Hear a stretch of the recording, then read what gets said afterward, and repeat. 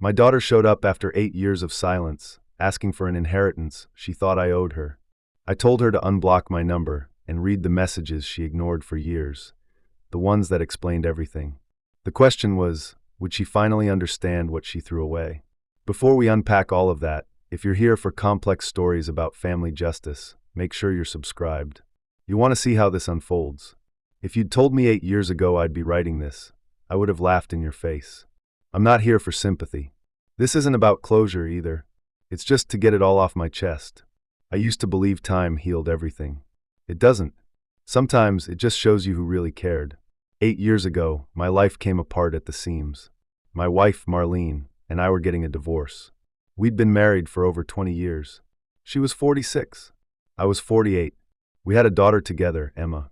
She had just turned 20 when it all happened. When we split, Emma didn't hesitate. Not for a second. She picked a side, and it wasn't mine. She blocked my number. She refused to speak to me. The last words she ever said to me were, "Mom said everything I need to know about you." I tried everything to get through. Calling, messaging, even emails. I even went to her college once. I just stood outside her dorm for hours. I just wanted to see her face. See if she was okay. She called security on me. The message was clear. Stay away. I was shattered. It wasn't just the divorce.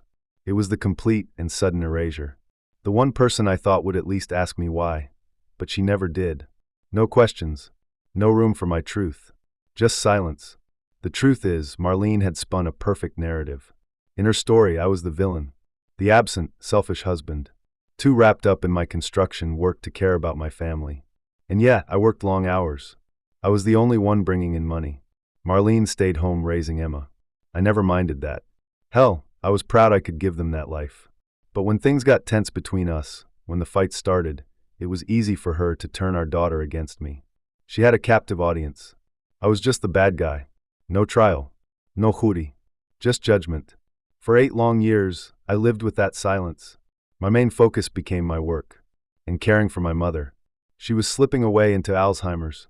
A year ago she passed. She was the only family I had left. After the funeral, I stood all alone in that cemetery. And it hit me. I had absolutely no one. Not a single hand on my shoulder. No family. No daughter. So when my phone rang 2 months ago and a hesitant voice said, "Hi, Dad," I almost dropped it. It was Emma. I hadn't heard her voice in almost a decade. I didn't even recognize it. It was so much older now. Softer. More careful. She said she saw a post online about her grandmother passing and wanted to check on me. I was stunned. I had no idea she followed any part of my life. I thanked her for calling. I told her the truth, that I missed her more than words could say. She said she'd like to meet, to talk. We agreed on dinner at my house the following Saturday. I cleaned the place top to bottom, like it was going to be appraised by royalty. I cooked her favorite dish, shrimp Alfredo. I even bought flowers. Not for her, but for the dining table. It needed to look like I still had people in my life. She showed up right on time. And when I opened the door and saw her for the first time in 8 years, it was like time just collapsed. She looked so much like her mother, but I could still see flickers of the little girl I used to carry on my shoulders. I had to choke back tears as I hugged her. Dinner went well. We talked like awkward friends, not like a father and daughter finally reunited. But I was grateful just for the moment. I really was.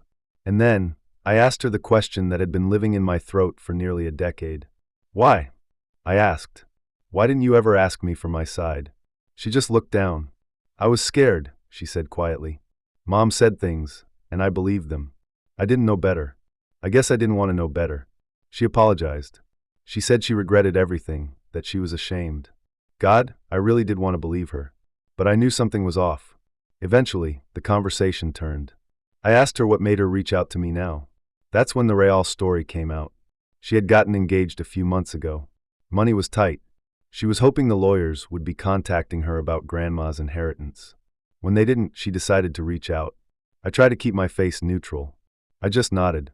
She said she felt awful asking, but Grandma had told her years ago that she'd inherit everything. She just wanted to see if that was still true. "Anything you can give would help," she added with a nervous smile. "The wedding's going to be big. I really need help." And there it was. The real reason. It wasn't a reunion. It was a transaction. I had dreamed of this moment. Seeing her again. Hugging her. Being a father again. But in that second, when I realized I was just a wallet to her, something inside me broke. I told her the inheritance was gone. That grandma had changed the will long ago. I told her I was planning on using the money to start a small woodworking business. I then said that out of my own pocket, I'd be willing to give her a few thousand for the wedding. Her face just fell. "That's it," she said. "That's all I can offer," I replied. Her tone turned sharp. "Grandma told me I'd inherit everything. I was her only grandchild. And you were also the one who never visited her after the divorce," I said calmly. She started to get angry. She said, "You're proving everything Mom ever said about you." I laughed, a bitter sound. "And you're proving everything I feared was true about why you came back." She stood up, flustered. "This is unbelievable. I came here to reconnect and help plan my future, and you're being selfish." "No," I said. "You came here to see if there was a payday waiting for you." She stared at me, speechless. And that's when I told her something that wiped the fake guilt from her face. "If you hadn't blocked me all those years ago," I said, "you would have received my texts. You would have known about your grandmother's illness. You could have seen her one last time.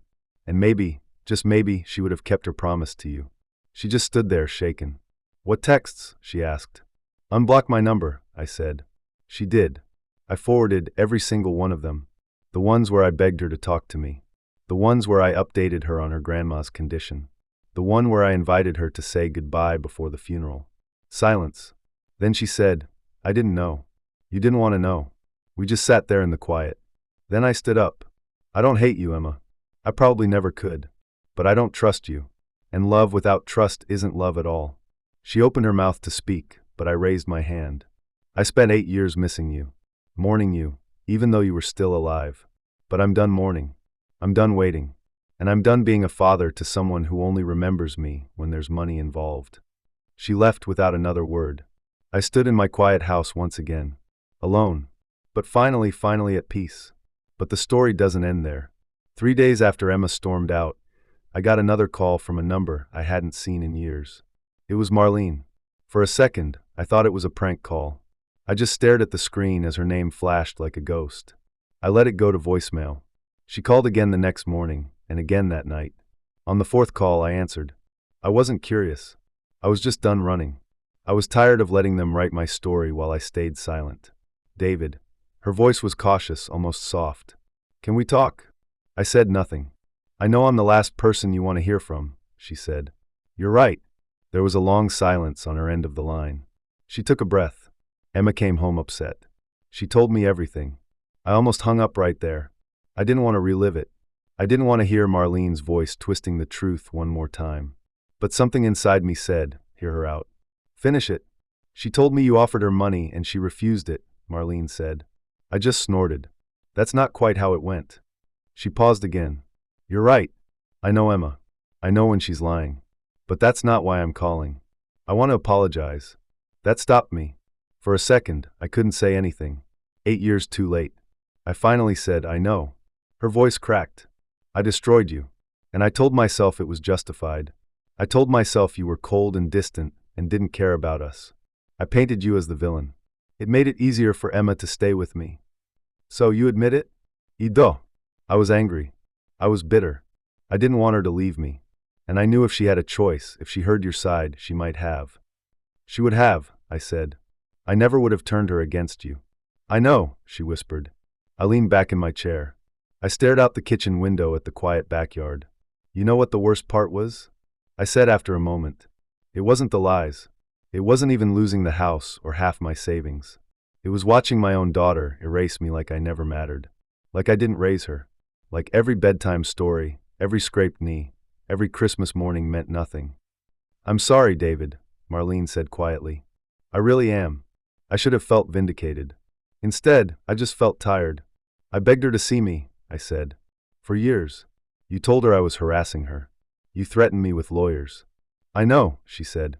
"That's the part one regret most. I weaponized her. I didn't think about what it would cost her long term. Or you." I closed my eyes. I took a breath. "Why are you really calling?" I asked. "This can't just be guilt." She hesitated. "Emma still believes she deserves something. She thinks your mother promised it to her." "She did," I replied. "Before the divorce. Before Emma cut me off. before she ignored 8 years of messages and showed up with her hand out. I know she hurt you, Marlene said. But she's still your daughter. No, I said calmly. She's your daughter. You raised her to believe I was a monster. Now you want me to fund her wedding to a guy who probably hasn't worked a full-time job in his life. Marlene was quiet. I offered her money, I added. More than she deserved. But it wasn't about fairness. It was about seeing if any part of that little girl I knew was left. She wasn't. I don't want this to end like this, she said. You'll regret it when you're older. I laughed bitterly. You think I haven't been regretting things for the last 8 years? She told me Emma had asked her to call, to say she was sorry, that she was young. Then Marlene stopped herself. I twisted everything, she admitted. She already said that, I replied. But sorry doesn't rebuild 8 years. Sorry doesn't wipe away silence. Sorry doesn't turn manipulation into love. She's still your blood. I stood up. I walked to my mother's old china cabinet, the one Emma used to hide behind when we played hide and seek. I stared at it for a long moment. You know what hurts the most, Marlene? I would have given her everything. Not just money. My time, my love, my forgiveness. I was waiting for her to come back. But now that she has, I see it clearly. She came for the money. Not me. She misses you, David. No, I said. She misses what I can give her. There was a long silence. She's devastated, Marlene said. So was I replied. Another pause. Then she said something I didn't expect. I don't want money for her. I just want to know. Do you hate her? No, I said honestly. But I also don't know her anymore. And the version I met last week, that woman doesn't love me. She loves what I represent. A lost opportunity. A financial solution. A name to write on a check. I sighed. I'm done being needed only when it's convenient. And with that, I ended the call. A few days later, a letter came in the mail. No return address. Just my name, handwritten. Inside was a photo of Emma when she was 5 years old. She was sitting on my shoulders, grinning, her pigtails flying in the wind. Attached was a short note. It said, I don't know how to fix what I broke. Maybe I can't. But you were the best dad I could have asked for. And I'm sorry I didn't realize it sooner. No request for money. No mention of the wedding. Just that. I put the photo on the mantle. But I didn't call her. Not out of anger. Not out of spite. I did it because I finally understood something. Forgiveness doesn't mean reunion. And sometimes walking away is the only way to heal. So I have to ask, was I right to put the photo on the mantle but not call her back? Can forgiveness be a private act, or does it require a reunion to be real? Let me know your thoughts in the comments below. Thanks for listening.